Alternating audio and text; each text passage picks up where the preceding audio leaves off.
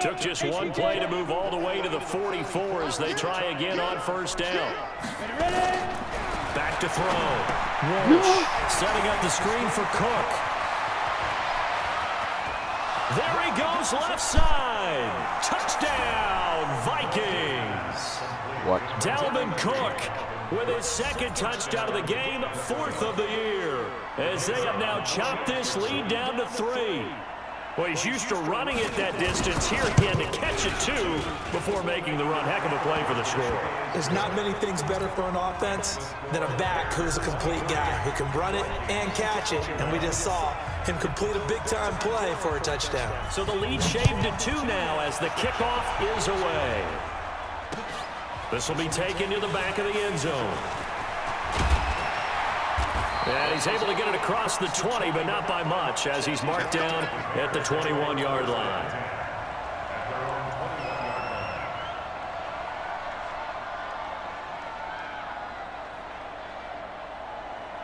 At the line, prepping for their next drive, the Bears offense. And they had 3 points last time, but they didn't want 3 points because they were well within range of scoring a touchdown. We'll see if they can do better now. I'm with you on that one. Let's just go and be frank about the whole thing. The only one happy about the 3-point. The kicker. Exactly. He put it through the post. That's going to help him at contract time. But that offense, they're thinking, let's get in the end zone this time. I don't know if that helped him at contract time. You could have kicked that one through. I don't know about that. I don't know about that. Super toe. 3 yards on the pickup there, and it'll be second down. When we see those runs to the perimeter, when we see those runs to the edge, we think about big breakers, don't we? In this case, it was a modest gain, but it does open up possibilities here on second down. Number 53, Mike 53. Check back. Go. Now it's Dorsett.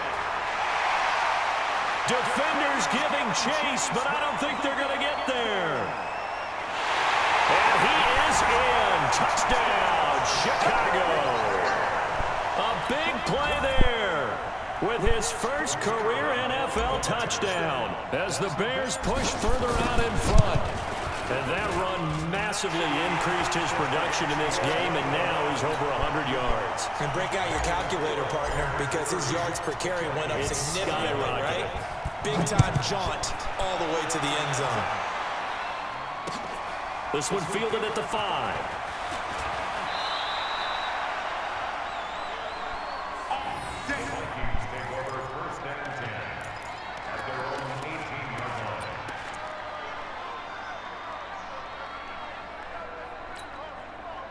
Here are the Vikings now to start their next drive. And the points, they have come fast and furious in this quarter.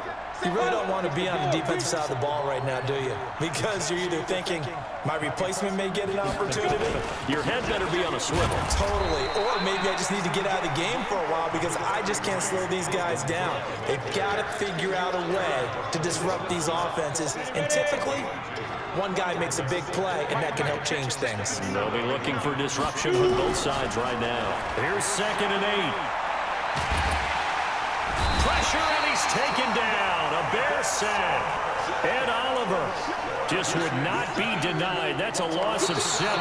Remember, throughout my career here, defensive coaches always say, guys, you got to earn the right to rush the passer. And they put themselves in a great spot with this big lead, and they know they've got to throw the ball. These pass rushers have to be salivating. It is pin your ears back time indeed. Off the play fake. Walsh. And his pass is intercepted for the 4th time today. He's picked off at his own 46. And the return will be stopped at the 34-yard line. Gates, the intended receiver there. Partner, we always talk about possessions being at a premium in these games, and now in this situation, throwing an interception here when you have to claw your way back in, that one's going to hurt, and in a big way. And to give this time to the tailback. And a short gain down to about the 33. Just a yard on the first down carry, so it's 2nd and 9.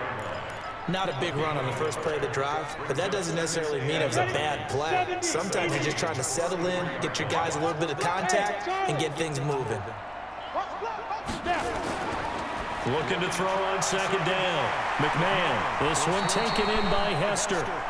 And he's able to get it down to the 25-yard line. 8 yards on the completion, but now they face third down. Another nice pickup through the air, and I think a lot of people might expect them to run the ball in this situation, Brandon, but with this lead, they're electing to throw the football. Swings, slants, quick outs, things that they consider safe. The Bears on third down. Not good. 0 for 4 thus far. They need just a yard here. It's 3rd and 1. X3, 218, chop, 5. Now a handoff here to his running back. And he's going to get the first down here as he's taken down at the 22. A third down gain of 3 yards, and that'll be enough. Each team has its own terminology. Some people call it jumbo, some call it monster, some call it king. But it doesn't really matter. They brought in the big lumber to pick up that first down. Yeah, you think about goal line defense with the goal line offense that time getting it done. Looking to throw. McMahon, and he's going to be taken down here. A sack back at the 32. Matt Ioannidis able to get in there for his 2nd sack of the afternoon. And the job becomes twice as difficult now. After the sack, it's 2nd and 20. Back to throw. McMahon. Oh, the pressure too great, and he goes down once more. It has been a good game for them. They haven't been pressured very much today, but on back-to-back sacks, maybe the defense is starting to figure something out. Need something from deep in the bag of tricks here after 1st and 2nd down went backwards. It's 3rd and very long. On 3rd down, a run with Cohen. It's a gain of 5 on the play, and it'll bring up a 4th down. And there's a run to be happy with. Good, solid yardage. He'll take that anytime you hand the ball to a back. Let's get it. So on 4th down, out trots the kicker in a big spot here. It'll come from the right hash. It's a 47-yard attempt. And this one looks good. It is good. Right down the pipe. And that will give them a 12-point lead. So they settle for just the 3, but clearly right now anything helps trying to salt this one away in the 4th. Without a doubt, obviously a touchdown probably would have been the final nail to finish this thing off, but they still ate up time, got points. So while it's not mission accomplished, it's darn close.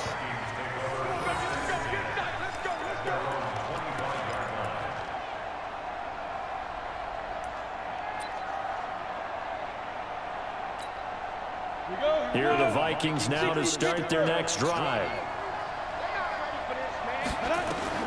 They go back to the air here after the INT on the last drive. Nowhere to escape, and he goes down.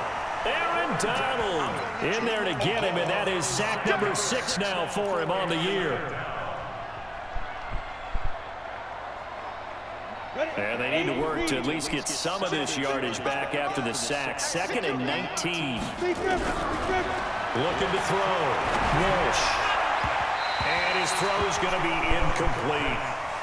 Brandon, at least there's one bright side to that incompletion. What's that? It wasn't an interception. Wow. You're a nice guy. That was kind of savage. But correct.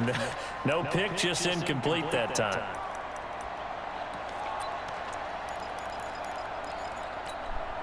The Vikings on 3rd down. They've hit it 50%, 3 of 6 to this point. This will be 3rd and 19. Back to throw. Walsh. And this is intercepted, and that should do it. Picked off near the 44. And he'll actually lose 6 yards on the return, but I don't think they care. They've got the football back. So cancel the interception, pass interference. And you know what else gets canceled? The return yardage. Makes the play, but now it's all for naught.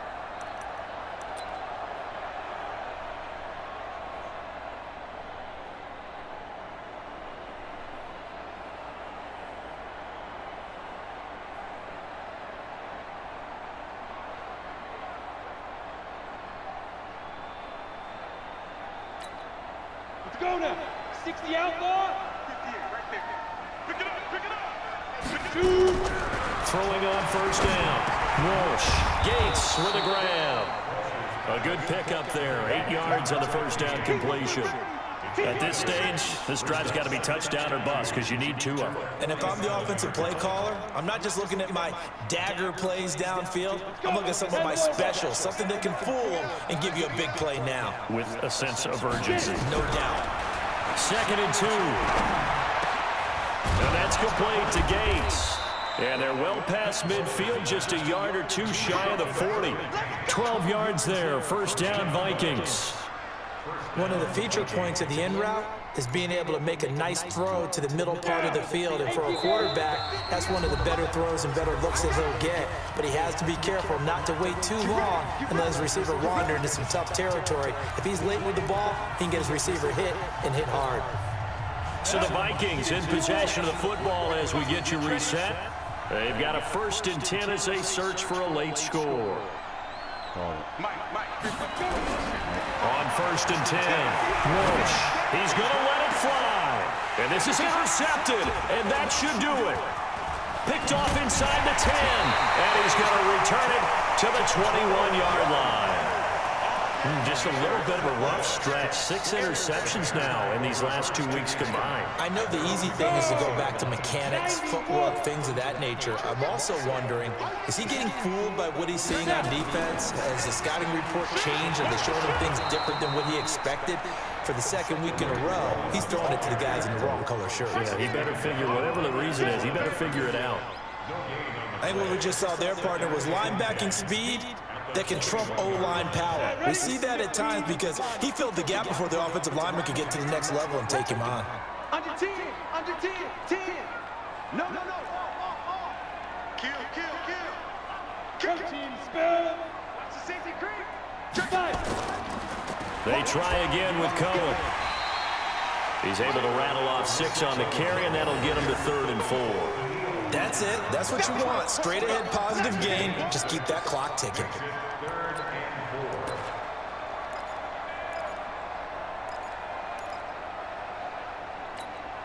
On the double. Check right. Leo. Okay, let's get that ball here. Let's get that ball right here. On 3rd down, it's Cohen, and he gets it to the 32. Good enough for a first down. Give him the 3rd down conversion, 5 yards on the play. There are a lot of different formulas to winning football, but one constant over the years, winning on 3rd down. That pickup there was big because they had struggled throughout this one. From the 32 now, here's 1st and 10. Here we go, D. Here I come again.